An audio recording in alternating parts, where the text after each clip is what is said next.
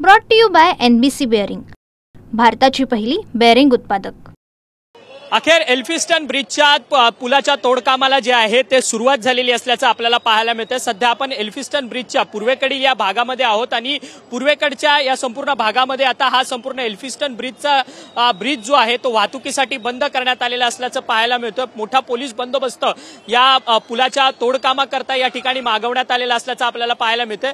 आपण या ठिकाणी पाहू शकतो की या संपूर्ण एल्फिस्टन ब्रिजच्या तोडकामाकरता या ठिकाणी JCB देखील दाखल झालेले असल्याचं आपल्याला या ठिकाणी पाहायला मिळतंय। हा संपूर्ण एल्फिस्टन ब्रिज जो आहे तो परेल भागाला पूर्वेकडे आणि पश्चिमेकडे जोडणारा अत्यंत महत्त्वाचा असा हा ब्रिज मानला जातो। जवळपास 125 वर्ष हा जुना असलेला एल्फिस्टनचा ब्रिज आहे।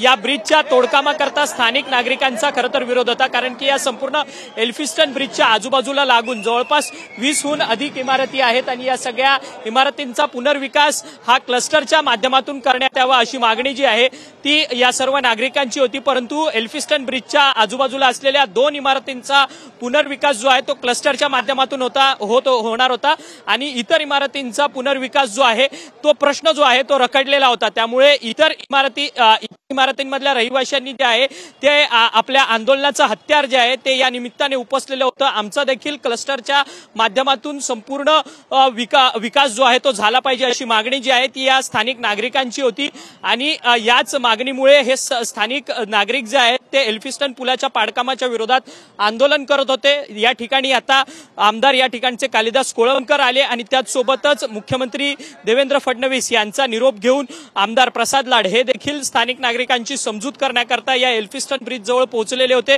त्यावेळेस मुख्यमंत्र्यांची फोनवरतून चर्चा जी आहे स्थानिक नागरिकांची झालेली आहे। पुढच्या 8 ते 10 दिवसामध्ये मुख्यमंत्र्यांकडे या एल्फिस्टन ब्रिजच्या बाधित जे नागरिक आहेत त्या सगळ्या नागरिकांची बैठक होणार आहे आणि त्यांना क्लस्टरद्वारे डेव्हलपमेंटमध्ये त्यांना प्रक्रिया राबवली जाणार अशा पद्धतीचं आश्वासन जे आहे ते या नागरिकांना दिलं आणि त्यानंतर या नागरिकांचा जो एल्फिस्टन बांधकामाला विरोध जो आहे तो मावळलेला असल्याचं आपल्याला पाहायला मिळतंय। सध्या आपण एल्फिस्टन ब्रिजच्या त्या ठिकाणी आहोत आणि आपण पाहू शकतो की JCB असेल आणि इतर यंत्रसामुग्री घेऊन हा संपूर्ण एल्फिस्टनचा ब्रिज जो आहे तो तोडण्यात येत असताना आपल्याला पाहायला मिळतोय।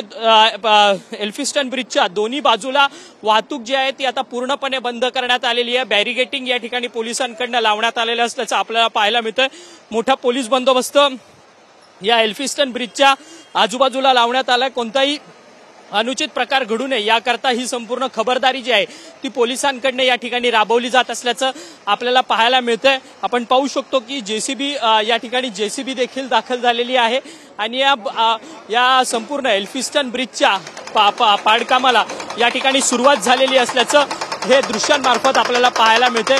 सध्या मोठा पोलिसांचा बंदोबस्त जो आहे तो एल्फिस्टन ब्रिजच्या या संपूर्ण दोन्ही भागात असल्याचं आपल्याला पाहायला मिळतंय। व्हिडिओ जर्नलिस्ट सचिनसह अक्षय मंकणे, TV9 मराठी, मुंबई।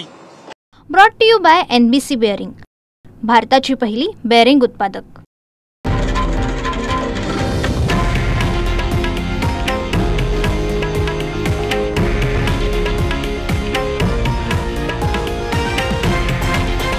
हे आहे देशातील नंबर 1 न्यूज नेटवर्क आणि आपण पाहत आहात TV9 मराठी, एकमेव।